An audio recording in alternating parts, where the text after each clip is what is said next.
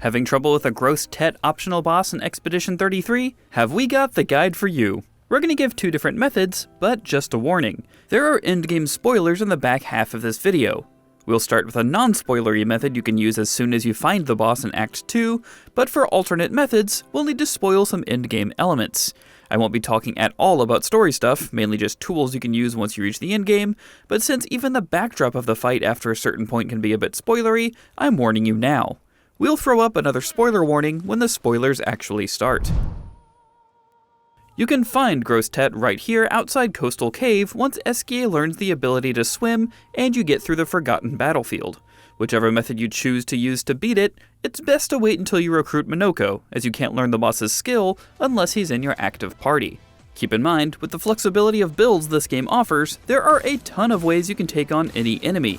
Make sure to drop in the comments below if you found another super efficient one, or check out our various build guides on IGN.com. For the first method, you must survive until Grosse Tete's 12th turn. It only has one attack where it bounces on you, but it adds 2 repetitions every turn. That means you have to get to its 12th turn, where it bounces 24 times, and survive until the end of it, which means lots of dodges or parries. If you get through all of its attacks, it just explodes. Just like a real-life street fight. To help you survive, look for any Pictos/Luminas, weapons, or skills that grant shields or shell to your party. Examples of useful Luminas include Auto Shell, Defensive Mode, Greater Shell, SOS Shell, and especially Second Chance if you have it. And if you can afford them, Healing Parry, Healing Share, and Effective Heal have great synergy together as your party will feed off each other's parries to restore health if your real-life baby starts screeching like a pterodactyl, and while temporarily distracted you happen to get hit. This is all hypothetical, of course.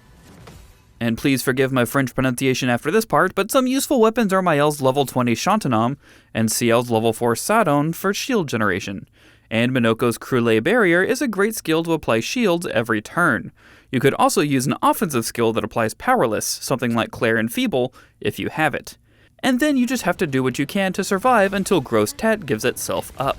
Honestly, if you don't want to do all the prep legwork, it might be useful to just skip all your own turns so he keeps attacking and you can stay in rhythm. Listening for the whooshing sounds that happen right before each attack lands helps get the timing, as Grosse Tete will vary when each bounce lands. Careful, Mael. That's better.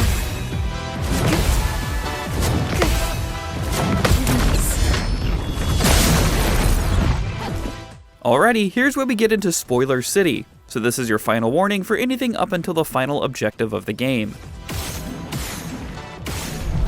If you want to kill Grosse Tete before he explodes, because of its giant HP pool, about 2.9 million on Expeditioner and 3.9 million on Expert, we don't recommend fighting it until after you receive the painted power Pictos and unlock the corresponding Lumina, so everyone can deal more than 9,999 damage.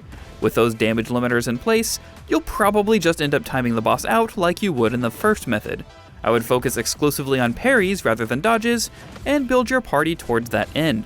I use CL, Mael, and Minoko to beat it, with CL and Mael focusing on damage since I'd been pumping points into their might and luck, and Minoko acting as a support. Whatever party you use, make sure Minoko is in it or he won't learn the enemy's attack. Here's how I set up everyone's equipment. Grosse Tete is resistant to fire, and weak to ice and dark.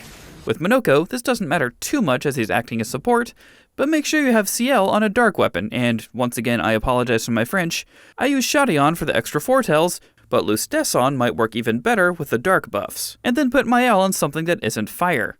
I used a level 20 plus Lithium to always be in Virtuous stance after counterattacks, and auto-apply Shell every time I left it.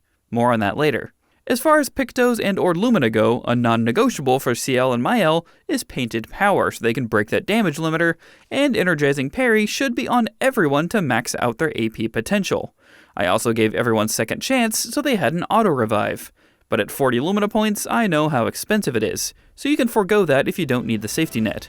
Also, I didn't focus too much on marking enemies, but that certainly can be a route to build towards, especially if you use Mael's weapon that I recommended above, Lithium, since she won't remove marks while in Virtuous stance.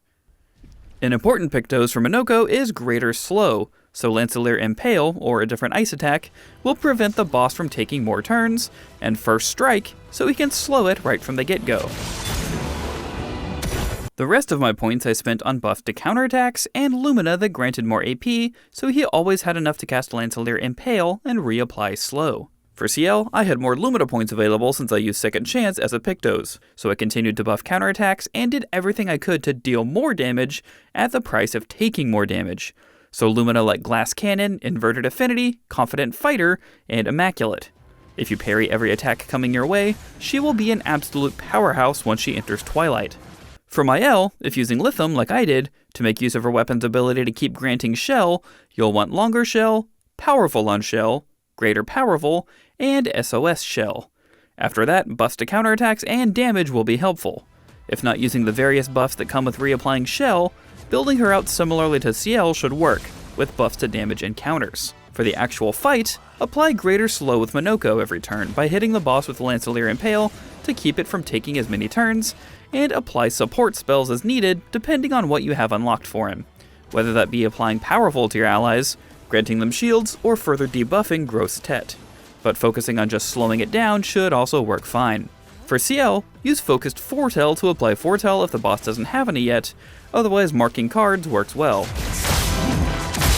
Bounce back and forth between applying Foretell cards and spending them with Sealed Fate, our Sacrifice, if you don't mind taking your allies' health, and Twilight Dance if you have the AP while in Twilight, to give yourself another turn with boosted damage. For my L, since she'll often be in Virtuous stance already if using Lithium and you're hitting your parries, Fleury Fury will maintain Virtuous and break the boss if its meter's high enough, and Stendhal will just absolutely nuke if you have the AP. Between CL and my L, you shouldn't need many turns to take it out. Otherwise, it's just parry, parry, parry, parry.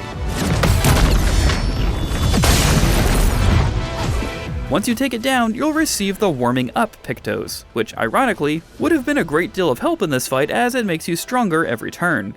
You'll also acquire its foot if you have Minoko in the party, granting you the Grosse Tete Whack skill, which does 5 hits of high single target physical damage and applies Defenseless for 3 turns. Man, that looks familiar.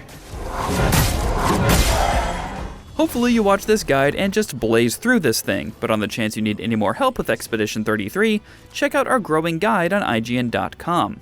Also, I want to give a shout out to our sister site Maxroll, who have an amazing tool for building out your party on a web page. It's a really cool module to mess around with, and great for brainstorming party compositions. And for everything else gaming, keep it right here on IGN.